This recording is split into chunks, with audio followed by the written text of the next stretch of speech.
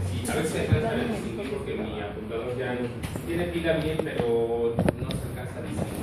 No sé qué pasó. No sé, no recuerdo si está golpeado, pero quién sabe. Shamir dice hola. Ya no tiene la pila bien, pero ¿cómo se llama? Pero no, el enlace es el que no funciona. Bueno, entonces decíamos que necesitábamos poder cortar secuencias del ácido nucleico y armar, porque se supone que nosotros lo que vamos a hacer es una construcción que no está normalmente presente en la célula, en el ácido nucleico como tal en la célula. Entonces necesitamos estas que son las, llamémosle como tijeras, que nos van a permitir hacer los cortes, y posterior lo que vamos a ver que son las ligas, nos van a permitir hacer el sellado para la construcción de nuevas cadenas. Endonucleasas decíamos que es porque cortan en cualquier punto, pero dentro de la cadena. Las exonucleasas serían por el extremo. Entonces la característica es que pueden hacerlo en una secuencia específica. Eso obviamente nos ayuda a que nosotros, analizando la secuencia que tenemos y dependiendo qué parte es la que queremos cortar, pues utilizaríamos una enzima de restricción diferente para que corte exactamente en ese punto en el cual a nosotros nos interesa. Pues obviamente va a cortar el enlace fosfodiéster, que es el que une nuestras bases. Entonces, para poder designarlas, tienen un nombre. En el nombre se incluye entonces el género y la especie de donde se están obteniendo. Como habremos de imaginarnos, no quiere decir que salgan de la nada, sino en algún momento estas enzimas tienen una función en especial en el organismo del cual se aislaron, así como en el caso de la polimerasa que decíamos, se aislaba de un organismo, en este caso era una bacteria termófila, cuando decíamos que era la TAC polimerasa. Entonces no quiere decir que salió de la nada, simplemente en ese organismo tenía la función de polimerizar. Entonces se purifica y se utiliza en el laboratorio pues para la reacción que de por sí está hecha, ¿no? Que es la polimerización. Entonces la enzima de restricción como tal también tiene una función que vamos a ver ahorita en el organismo vivo, que en este caso son las bacterias. Entonces se pone el género y la especie de la bacteria de la cual se estaría aislando esa enzima en particular. Como habremos de imaginarnos, por decir en este caso que es Escherichia coli, pues la Escherichia coli no solamente tiene una enzima, sino que tiene un repertorio diferente de enzimas. Entonces puede haber una EcoR1, puede haber una EcoR2, puede haber una EcoR3, y no todas las cepas bacterianas tienen el mismo repertorio de enzimas. Por lo tanto, entonces, dependiendo de la cepa de la cual se aísla, se pone también la sigla. Entonces, de esa manera nos permite identificar en pocas palabras el organismo, qué cepa es y cuál enzima estamos hablando, porque puede haber más de una en esa cepa bacteriana. Entonces, tenemos una lista larga, que este es solamente una muestra pequeña de enzimas que entonces, como les decía, por ejemplo, EcoR1, EcoR2, PAMH1, no sé, son estos diferentes organismos, bacterias, tienen diferente especificidad de corte. Entonces, ¿esto qué hace? Que nosotros, cuando tengamos esta secuencia en nuestra cadena de ácido nucleico, doble cadena, y si incubamos con esta enzima en particular, vamos a obtener un corte en estas dos. Sí, gracias. Vamos a obtener un corte en esta posición. Va a haber enzimas que tienen cortes, como en este caso, que son cohesivos, se llaman, o sea, son así en escalera. Y hay otras que tienen un corte romo, como esta otra, que esta lo que hace es que me deja entonces los extremos no cohesivos. Esto es un extremo romo, o sea, que está cerrado, la doble cadena en ambos extremos, y este es un extremo cohesivo. O sea, ¿por qué? Porque al cortar aquí me deja un extremo que se llama protruyente, o sea, esta cadena de acá arriba, estamos hablando que está en 5,3. Entonces, a la hora de que se corta, me deja esta otra cadena que es un 3,5, y se llama 3,5 protruyente, o sea, ¿por qué? Porque sobresale de la doble cadena. Ajá. Entonces, hay unos que lo dejan así, protruyente o cohesivo. ¿Cohesivo por qué? Porque me va a permitir que yo tengo una secuencia complementaria y se va a unir, ¿por qué? Por complementariedad de bases. En cambio, otra va a ser un extremo romo que yo lo puedo unir a cualquier otra secuencia que también tenga un extremo romo. Ajá. Sí. Doctor, ¿te permite una bacteria? ¿Qué significa esa N? Bueno, esos dos N. ¿Cuál será? Sí, estas Ns quiere decir que esa posición puede estar ocupada por cualquier nucleótido. Puede ser en algún caso, a ver si alcanzo, pues es que casi no sigo. Así me. Estas Ns significa que, o sea, por decir, en este caso, tiene que ser una T, no hay de otra. Si tú cambias esta base, se modifica el sitio de reconocimiento de esta enzima. Si tú cambias la siguiente, también. O sea, tiene que ser forzosamente esto. En este caso, esta posición quiere decir que no es tan importante, puede estar ocupada por cualquier nucleótido, siempre y cuando el resto sea como este. ¿Cómo dijo que se llama cohesivo el extremo? Ajá, es cohesivo o protruyente. ¿Y cuando se une por completo era? Romo, en este caso. Ajá, romo. Y protruyente, ¿por qué? Porque vamos a pensar que tú o cohesivo, ¿por qué? Porque tú lo cortas y ¿qué te va a quedar? Imagínate que desaparece esta parte, ¿no? Entonces tienes esta secuencia, tú vas a poder tener otra secuencia que tenga DGCA y cuando la incubes con esta que viene del producto de la digestión con esta enzima, se va a hibridar porque va a reconocer. Entonces es lo que te permite a ti cortar una secuencia y unirla enseguida con otra, porque entonces vas haciendo pedacitos de una y pedacitos de la otra, y como tú la digeriste con la misma enzima, tienen el mismo extremo. Cuando las incubes juntas se pegan, y ya después con la ligasa sellas el grupo, el enlace fosfodiéster que acababas de romper, y de esa manera vas armando pedacitos de secuencias que van ahora a ser diferentes de lo que tú tenías originalmente. Entonces por eso se llama extremo protruyente, porque pues protruye o sobresale, pero es cohesivo porque permite ese reconocimiento por complementariedad. En este otro caso queda romo, y tú podrías pegar ahora dos extremos romos, pero no va a haber reconocimiento de secuencia, sino simplemente va a haber unión porque los dos están planos, pues digamos. O sea, todo el romo corta parejo. Ajá, corta parejo o así en escaleta. Ajá. ¿Y eso, Ajá. o sea, quieres unir como de dos bacterias diferentes? ¿O cómo? ¿Quieres hacer todas? No, tú tienes una secuencia que quieres, imagínate, dices, yo quiero poner aquí una región promotora, imagínate, entonces cortas la región promotora, cortas la secuencia y la metes y la sellas después.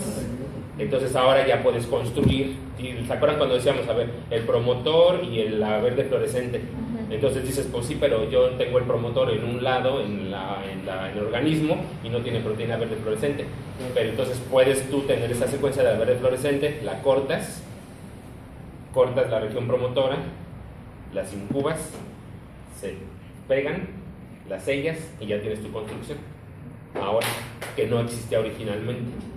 Y ya vas armando pedacitos, como si fueras así jugando con pedacitos diferentes, y armas una región de colores que anteriormente no estaba en esa combinación. Entonces, perdón, esas que están haciendo las flechitas sería romo, por como la forma en que están. Ajá, Y la de abajo es protruyente, y las dos son Protruyente. adhesivas porque se pueden... No, o cohesiva solo- es esta. cohesiva. Esta es cohesiva. Es cohesiva porque tienen ese extremo que sobresale y le permite complementarse con otra. Ahorita, de hecho, vamos a ver. Solo la de abajo era cohesiva. Esta es cohesiva y es un extremo protruyente. Solo, Y no protruye nada porque es de Sí, hecho es romo como- plano, y pues no es cohesivo porque pues ahí en realidad no hay reconocimiento de base, simplemente es un extremo plano con otro plano y pues se ok, pueden ok. pegar. Y, sí, ya entendí. Sí. En el protruyente queda como ese espacio para seguir complementando y seguir pegando. En el romo ya termina ahí. Ya, Sí, sí, porque son planos, ¿no? ya queda así plano, y entonces ahora lo vas a poder pegar, pero con otro que esté igual, rojo. Ajá. Entonces, decíamos que las enzimas salen de algún lado, o sea, no quiere decir que no tengan una función como tal en un organismo. Decíamos que son las bacterias. Bueno, ¿para qué les sirven a las bacterias? Esto es lo que viene aquí enseguida. O sea, la bacteria, ¿para qué quiere una enzima de restricción? Ajá. Entonces, se llama restricción, bueno, no, se llama restricción modificación. El sistema, que es como si fuera va a ser básicamente lo que dice ahí. Es como si fuera el sistema inmune de la bacteria. O sea, ustedes, el sistema de modificación-restricción, la modificación es una metilación y la restricción es el corte. Ajá. Entonces, las enzimas de restricción lo que hacen o lo que le permiten a la bacteria es reconocer cuál es su DNA genómico propio y cuál es un DNA extraño. O sea, ¿por qué? Porque decimos que las modificaciones que sufre el DNA, el ácido nucleico, son en algún caso metilaciones. Esas metilaciones, entonces, dependiendo la enzima, será puesta en diferentes posiciones. ¿Por qué? Porque tiene un repertorio diferente de enzimas que metilan en posiciones específicas a lo que sería otra cepa de otra bacteria o a lo que sería principalmente en este caso, ¿para qué les sirve? Para protegerse de bacteriófagos. O sea, los bacteriófagos, ¿qué son? Entonces, los virus que infectarían a las bacterias son DNA doble cadena. Entonces, ¿qué va a pasar? Cuando viene un bacteriófago, incorpora su ácido nucleico a la bacteria y ese ácido nucleico no se supone que venga metilado en las posiciones en las cuales la bacteria tiene metilado su DNA. Entonces, ese sistema de restricción-modificación lo que va a hacer en ese momento es ir y si no reconoce que hay una metilación en la posición específica, lo corta. Ajá. Y de esa manera entonces degradaría el DNA del fago. Con la actividad endonucleasa. Ajá. Entonces, bueno, la bacteria se llama, okay. Entonces dice que corta, restricción, modificación es una metilación. Entonces, si es una enzima reconoce la misma secuencia, ok. La enzima como tal puede ser, y ahorita vamos a ver, hay diferentes tipos de enzimas. Hay una enzima que es una enzima completa, que tanto esta subunidad metila como corta. Hay otras que tienen la función de metilación y la función de restricción o de endonucleasa en subunidades diferentes. Ajá. Entonces, en ese momento, para la parte de biología molecular, lo que se hace es yo no quiero metilar el DNA, yo lo que quiero solamente es cortarlo. Entonces, puedo quitar la subunidad que metila y me quedo solamente con la que corta. Ajá. Entonces, pero ambas reconocen en esa misma enzima la misma secuencia que vimos hace rato, ya sea para metilar o ya sea para cortar. Ajá. Bueno, entonces, ¿qué pasaría, por decir, en el caso de la bacteria cuando se están replicando su material genético?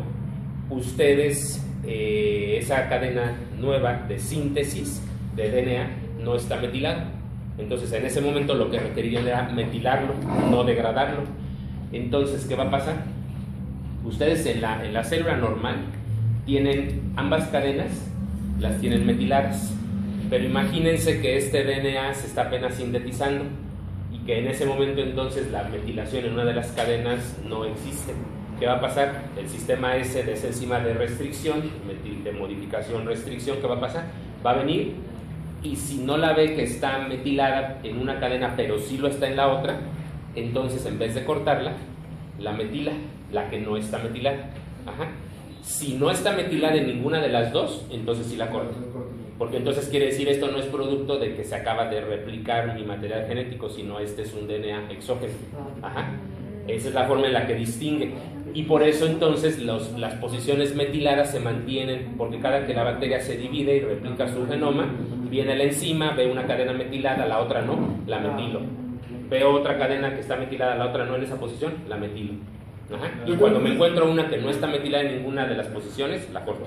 Ajá. No, metilación es cortar, metilación es no cortar. Ajá. Y hemimetilada, o sea, metilada en una cadena y en la otra no, es metilación. Y todo lo puedes poner en encima.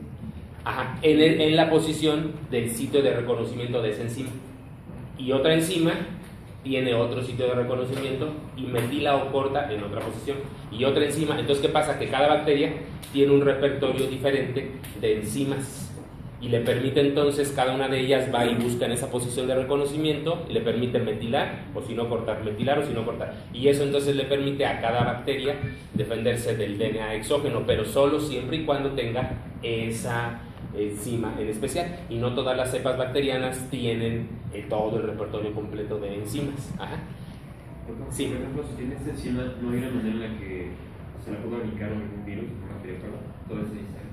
Ajá, o sea, de hecho sí puede pasar, vamos a ver el caso, porque en el mejor de los casos degradarías completamente el DNA del bacteriófago y ya no pasó nada, pero puede ser que se te escapen algunas cadenas y vamos a ver qué es lo que sucede a la hora de que se va replicando el DNA de la bacteria y se le escapa algo del material genético del bacteriófago. En ese momento entonces empieza ese DNA a estar metilado, y entonces después de varios ciclos de división de la bacteria, lo que va a pasar es que ahora el DNA del bacteriófago va a estar también metilado como si fuera el DNA de la bacteria, pero no se supone que eso es lo que la bacteria quiere que pase, sino en realidad lo que va a querer es degradar. Ajá. Bueno, entonces decimos esto, cuando ambas están metiladas, entonces la que dice MECOR1 es la de la modificación, la de la R es la de restricción, entonces ahí ninguna funciona. ¿Por qué? Pues porque ni va a cortar porque está metilado y ni se va a tener que metilar porque ya está por sí metilado, entonces ninguna. Cuando está acá entonces metilado solamente en una cadena, la restricción no se lleva a cabo, pero sí la metilación. Ajá. Y acá cuando no está ninguna de ellas, entonces la metilasa no funciona, más bien la que hace es restringir y cortar. Ajá. Bueno, y decíamos, dependiendo la enzima en la posición específica, ¿no? No en cualquier lado. Entonces, imaginémonos algunos ejemplos. Supongamos que tenemos esta es la bacteria y el fago es la secuencia de acá arriba. Si quieren le hago con el otro apuntador acá para ver si les logro. Entonces, imaginémonos que esta es el DNA del fago. Entonces, simplemente como ejemplo, resulta que tiene dos sitios de reconocimiento para dos enzimas de restricción. Sería la EcoR1 y D3. Entonces, ¿qué pasa? La bacteria a la que este fago va a intentar infectar tiene EcoR1, pero no tiene FIND3. Entonces, EcoR1 sería la enzima que le permitiría degradar el DNA del fago. Sin embargo, el EcoR1 en esa posición de reconocimiento encuentra que está metilado el DNA del bacteriófago. Por lo tanto, entonces, ¿qué va a pasar? Que no va a poder degradar ese ácido nucleico del bacteriófago y va a haber lisis bacteriana. Ajá. En el otro caso, imaginémonos ahora que este mismo fago quiere infectar a otra bacteria, pero que no tiene EcoR1 y sí tiene FIND3.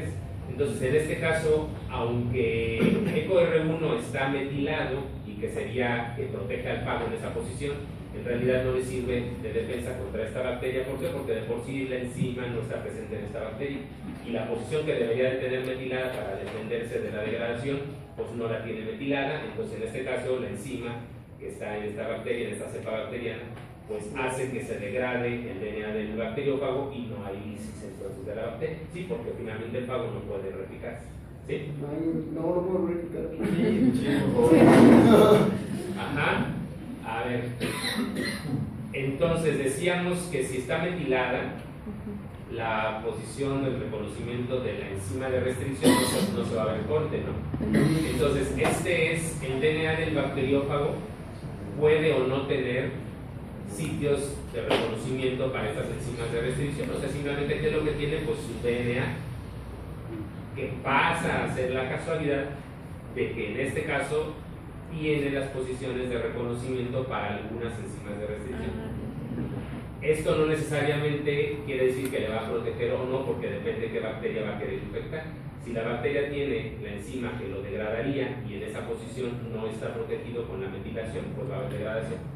Si la bacteria no tiene la enzima, pues aunque esté protegido, como en este caso, pues no tiene la EcoR1, no sirve de nada, y más le vale al fago que esté protegido con la metilación en la otra posición donde la enzima en realidad sí podría cortar de la bacteria. Entonces ese es el caso, aquí el EcoR1 está presente, pero la posición EcoR1 está protegida. En entonces la bacteria pues no se lisa. Digo, perdón, no lo puede lisar al DNA del fago y se lisa la bacteria. Ajá. Y acá más bien es que la posición en fin de 3 en el DNA del bacteriófago no está protegida, la bacteria puede degradar este DNA y por lo tanto entonces no hay replicación del bacteriófago y pues no hay lisis bacteriana. Entonces, ¿quién dice para degradar el DNA bacteriófago? Son enzimas que simplemente cuando se encuentran un DNA doble cadena y en su posición de reconocimiento no está metilado, cortan. No quiere decir en especial que sería que le va a servir o no para degradar el DNA del bacteriófago. Todo depende de cuál sea el caso del DNA que estemos hablando. Y en este caso es el ejemplo del bacteriófago, pero sería obviamente cualquier DNA exógeno. Sí. ¿Cómo, perdón? Ajá, es lo que decíamos, o sea, se supone que tiene la actividad metilasa, pero solamente cuando está una cadena metilada y la otra no. Una previa. Ahora, de cualquier manera, estamos hablando que es el intento, digamos, de la bacteria de defenderse, ¿no? Pero el sistema como tal pues no es a prueba 100% de error, y entonces llega a pasar que no todo el DNA del bacteriófago se corta, sino que probablemente en algún punto, y si sobrepasa en ese momento ese primer, digamos, control, en vez de degradarse, a lo mejor se empieza a metilar, y es lo que sucede entonces en la pregunta que me hizo su compañero, y todo se degrada. Bueno, pues sería la idea, entonces, por ejemplo, en este otro caso, entonces ahora es otro bacteriófago, pero que tiene más bien IND3 protegido en esa posición. ¿Y qué pasa? Que cuando esta bacteria pues ahora tiene EcoR1 no está protegido, pues es el caso igual contrario, ¿no? Entonces, simple y sencillamente eso puede ser variable, o sea, depende de la bacteria y depende del DNA del bacteriófago. Ya hay resultados si es que va a haber lisis del DNA del bacteriófago o va a haber lisis de la bacteria, ya se verá. Ahora, el bacteriófago no logra sobrevivir a la bacteria, siempre hay lisis, ¿no? ahorita vamos a ver, ahorita viene eso. Entonces, imagínense que ustedes tienen una cepa, entonces decíamos E. coli, por ejemplo, es la cepa B. Cada cepa tiene un repertorio diferente de enzimas de restricción. Entonces, ¿qué pasa? Que ustedes en este modo, imagínense que llega un bacteriófago, infecta a esta bacteria, ¿y qué va a pasar? Cuando se replique dentro de ella y lise a la bacteria, entonces se va a fin de cuentas a liberar al medio. Este bacteriófago va a ir y va a infectar o a intentar, pues obviamente, infectar a otras bacterias. ¿Qué es lo que se supone que ustedes estarían pensando? A ver, si fue capaz de infectar a la E. coli B, quiere decir que los sitios de metilación que le deberían de haber protegido a E. coli B contra este bacteriófago, pues no estaban a fin de cuentas libres para la degradación del bacteriófago, y entonces a fin de cuentas pues el bacteriófago, digamos, que fue el que ganó. Cuando este bacteriófago pasa a otra bacteria, que fuera la E. coli K, ¿qué es lo que pasa? Esta otra cepa bacteriana tiene un repertorio diferente de enzimas de restricción, que cada una de ellas reconoce una secuencia diferente, tanto para metilar como para, en este caso, cortar. Entonces, lo que se esperaría es, si fuiste capaz de lisar a E. coli B, pero vas a tener problemas para infectar a E. coli K. ¿Por qué? Porque a fin de cuentas, ahora esta otra cepa bacteriana a lo mejor sí va a poder lisarte, porque la otra no pudo porque sus enzimas de restricción tú estabas protegido contra en esos sitios, pero la otra bacteria a lo mejor sí puede porque no estás protegido contra todo el repertorio de enzimas de restricción. Entonces, eso es lo que representa, que aquí en E. coli K el bacteriófago va a tener problemas, y por eso dice que se replica bajo o pobremente en la otra cepa bacteriana. Ajá. pero si al último pasa, como era el comentario de sus compañeros, si pasa que no logras tú deshacerte completamente del bacteriófago, a lo mejor no hay lisis de la bacteria como hubieras esperado en la E. coli B, pero sí hay producción de bacteriófagos. Si esos bacteriófagos logran escabuirse, o sea, burlar ese corte, lo que puede pasar es que en vez de que lo estén cortando, lo estén metilando. Entonces, en ese momento la bacteria va a pensar a través de varios ciclos de división celular, va a parecer que es como si fuera mi DNA al último, porque yo ya a fin de cuentas ya no lo puedo cortar. Si en un principio se me escapó, pues después más, porque ya está metilado en esas posiciones. Ajá. Entonces es lo que pasa, que por eso dice que al principio, en las primeras divisiones, no se replica bien el bacteriófago, pero si la bacteria no se deshace de él, antes o después de pases, o sea, divisiones, el DNA del bacteriófago va a estar protegido igual porque ya lo están metilando. Entonces, al final, lo que va a pasar es que esta cepa bacteriana va a terminar lisándose tarde o temprano por la replicación del bacteriófago. Y cuando esta la pasáramos ahora a reinfectar una E. coli B, que decíamos, a ver, E. coli B sí lo replicó bien, ajá, pero este DNA del bacteriófago ahora va a estar solamente metilado en las posiciones de las enzimas de restricción de E. coli K, no en las que tenía inicialmente de E. coli B. Entonces, si ahora lo paso nuevamente a la cepa original, ¿qué es lo que va a pasar? Que va a suceder lo mismo. Ahora E. coli B va a poderse proteger del bacteriófago, porque el bacteriófago va metilado en las posiciones, pero de las enzimas de restricción de E. coli K. Y así pasa. Entonces, el asunto es que esto, como vemos, es dinámico. O sea, el DNA del bacteriófago no está siempre forzosamente metilado en las mismas posiciones y no siempre va a poder o no infectar a la misma cepa. Todo depende de cuál fue la bacteria de la cual viene anteriormente y cuál es la nueva bacteria a la cual quiere infectar. Ajá. Bueno, por ejemplo, en nuestras células no hay como un sistema de ARN o algo diferente. ¿qué perdón? En nuestras células. Ajá. Los campos. Ajá, tú tienes, si hablas de la metilación, como tal, sí lo hay, pero la metilación, en el caso del DNA genómico nuestro, sirve más bien para esas modificaciones epigenéticas que se llaman, sirven para regulación de la expresión. Entonces es lo que se conoce como impronta, que finalmente el patrón de metilación hace que ciertas regiones estén de por sí predispuestas para que sean más o menos expresadas, pero no como tal para la producción de esta forma. Bueno, pero ciertamente sí hay patrones de metilación. Ok, ¿sí? ¿Alguna pregunta o algo que tengan por ahí? Bueno, entonces, ya sabemos para qué le sirve a la enzima. No sé cómo me detengo. Le quedan 4 minutos. Ok. 4:45. 4:45. 4:45. Ah, 4:45, ok. Entonces, bueno, la enzima decíamos, o sea, finalmente le va a servir a la bacteria para protegerse, ¿no? Nosotros la queremos utilizar en el laboratorio y lo que nos sirve es la función de endonucleasa, de restricción, no de metilación.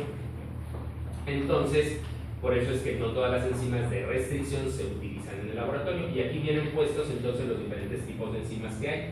Hay tipo 1, tipo 2, 2S y tipo 3. Entonces, si hablamos de qué característica tiene, vamos a llegar al punto de saber cuál es la que nos sirve. Entonces, cuando dice estructura proteica, ¿qué quiere decir? Lo que les comentaba. Bifuncional dice son 3 subunidades. Unifuncional quiere decir que la endonucleasa y la metilasa están en subunidades separadas. Entonces yo puedo quedarme con la actividad metilasa o con la actividad endonucleasa. Acá en la tipo 1 no, porque entonces tengo que tener las 3 subunidades, porque si quito una no funciona ni la metilación ni la restricción. Entonces no me sirve, porque cada que hay restricción también hay metilación. Entonces no me sirve. Acá sí, porque yo me deshago de la actividad metilasa y me quedo solamente con la endonucleasa. En este otro también sería, ok, entonces estas dos pasan esta prueba, esta otra no, porque son bifuncional, son 2 subunidades, acá son 3, que todas más tienen que estar juntas, entonces es metilación con restricción de la mano. Sí. Es muy importante aprendernos esta tabla. Bastante. Pero entenderla el por qué, unas sirven y por qué otras no. El sitio de reconocimiento, entonces, bueno, ya desde aquí ya descarté las otras, me quedo con estos dos. Dice asimétrico y continuo, una secuencia palindrómica, o sea, que se lee de la misma forma en el sentido hacia la derecha que a la izquierda, pues, hacia una cadena o en la otra, pues. Pero viene de sitio de corte. Dice en el mismo sitio de reconocimiento o adyacente a y acá dice a distancias del sitio de reconocimiento, o sea, es fuera del mismo. ¿Qué es lo que pasa? Que esa región o secuencia consenso que vimos anteriormente, que era el que reconocía la enzima de restricción, en el tipo 2, ahí mismo se lleva a cabo el corte. En el tipo 2S yo reconozco esa secuencia, pero corto fuera de ella un número de pares hacia un lado o hacia otro. Eso entonces no sirve, ¿por qué? Porque cuando ustedes quieren hacer un corte específico, aunque la enzima de restricción sí sabe que va a reconocer esa secuencia, no saben en qué punto es en el que va a cortar, más adelante o más atrás. Entonces, por eso es que si ustedes lo que quieren es, hagan de cuenta que van a armar, no sé, un rompecabezas, si quieren pegar exactamente las piezas para ir armando su secuencia, pues necesitan que una embone exactamente con la otra. En este caso, la enzima les va a dejar pedazos más y pedazos menos, que no sería lo que ustedes quieren, porque ustedes quieren exactamente el corte en una posición. Entonces, ahí voy yo. Entonces, por ese motivo es que esta enzima no se utiliza, está tipo 2, pero por eso, porque el sitio de reconocimiento no es el mismo del sitio de corte. Entonces, ya las únicas que se utilizan son tipo 2, y aquí sí, dice genera fragmentos de tamaño definido y en la posición en la cual yo sé que va a cortar, que son las que vimos anteriormente en la tabla.